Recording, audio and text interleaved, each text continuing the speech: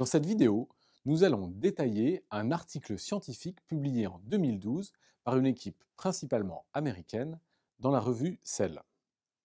Ce travail a marqué les esprits pour avoir introduit la notion de profil omique personnel et intégratif, POPI en français ou IPOP en anglais pour Integrative Personal Omic Profile. Nous avons choisi de vous présenter cet article car il est emblématique d'un basculement technologique qui permet à l'échelle d'un individu de collecter et d'analyser des données en très grand nombre, plusieurs millions de données en même temps.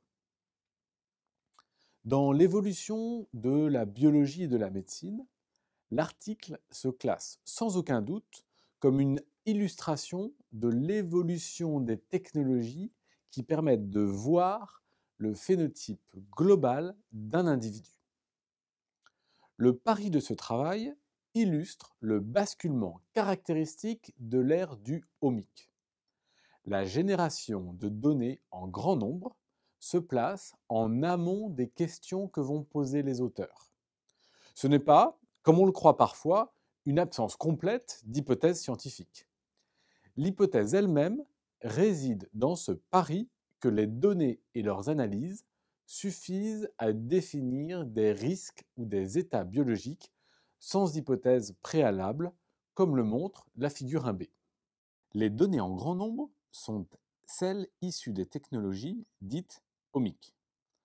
Omique concerne d'abord le génomique, c'est-à-dire la caractérisation à grande échelle des polymorphismes de l'ADN, support moléculaire de l'hérédité. Par des techniques de séquençage du génome, les auteurs en ont caractérisé 3,6 millions. Ensuite, toujours grâce aux techniques de séquençage, ils ont analysé les quantités d'ARN produites lors de l'expression des gènes. C'est la transcriptomique. Les auteurs se sont aussi intéressés à la quantité de protéines en utilisant un spectromètre capable de différencier les protéines ou leurs fragments selon leur masse. C'est la protéomique. À ce triptyque de données s'ajoutent des données biologiques immunologiques avec l'ensemble des techniques actuelles à haut débit. Ce travail a été réalisé chez un sujet unique et répété une vingtaine de fois au cours de 14 mois, sur des échantillons sanguins. Un important travail d'analyse intégrée de l'ensemble des données a été effectué grâce à de multiples approches de bioinformatique. Le message central de l'étude s'articule autour de deux résultats. D'abord, la mise en évidence d'un risque particulier de développer des pathologies comme le diabète. Et deuxièmement, la description d'une dynamique de changement profond des paramètres biologiques en fonction de l'état pathologique ou non. Parmi les types de données recueillies, la génétique permet rapidement d'identifier des polymorphismes rares qui concernent des protéines aux fonctions connues ou la sensibilité à certains médicaments grâce à la finesse de la caractérisation génétique d'un individu. Il s'agit de variants rares qui induisent directement des dysfonctions. Certains étaient déjà connus, d'autres non.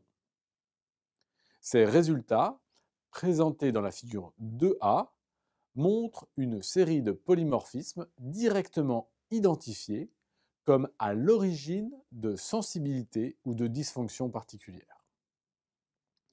Plusieurs de ces polymorphismes étaient en faveur d'un risque accru de développer un diabète de type 2, alors que le sujet n'était pas connu comme diabétique au début de l'étude, ni même dans sa famille. Dans la figure 2F, les auteurs nous permettent de suivre au cours du temps le profil d'une cinquantaine de signaux d'inflammation au cours de 2 infections banales chez ce patient. Les modifications d'expression des gènes sont représentées par des couleurs rouges et vertes en fonction du niveau d'expression de chacun de ces gènes. On suit littéralement la cinétique et la coordination de l'expression des gènes au cours du temps et les modifications concomitantes aux événements infectieux qui touchent l'ensemble du système immunitaire. Parmi les divers états pathologiques décrits par cette étude, sont présentées des données associées à un état diabétique apparaissant au décours des infections virales. Et l'on voit son évolution au cours du temps. Les auteurs ont multiplié l'origine et le nombre des données et mis en place des analyses intégrées par l'utilisation de réseaux et l'analyse de voies de signalisation associées, comme on le voit dans la figure 4. Ceci leur a permis de comprendre les fonctions biologiques mises en œuvre au cours du temps.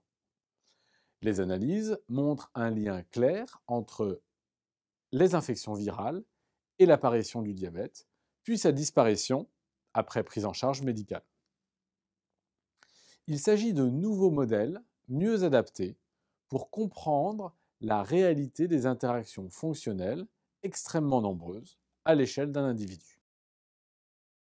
En conclusion, cette première étude a utilisé les techniques de caractérisation globale d'un individu à plusieurs échelles, génétique, génomique, protéomique. Elle démontre que la production massive de ces données transforme nos capacités à comprendre le vivant à plusieurs niveaux fonctionnels simultanément dans sa dimension dynamique au cours des différents états pathologiques. Elle pourrait déboucher sur une prise en charge médicale personnalisée pour un individu. Alors il nous reste simplement à déplorer que cette étude n'étant effectuée que sur un seul patient, elle n'explore pas la diversité populationnelle du vivant, mais d'autres études, depuis, se sont attelées à ce travail.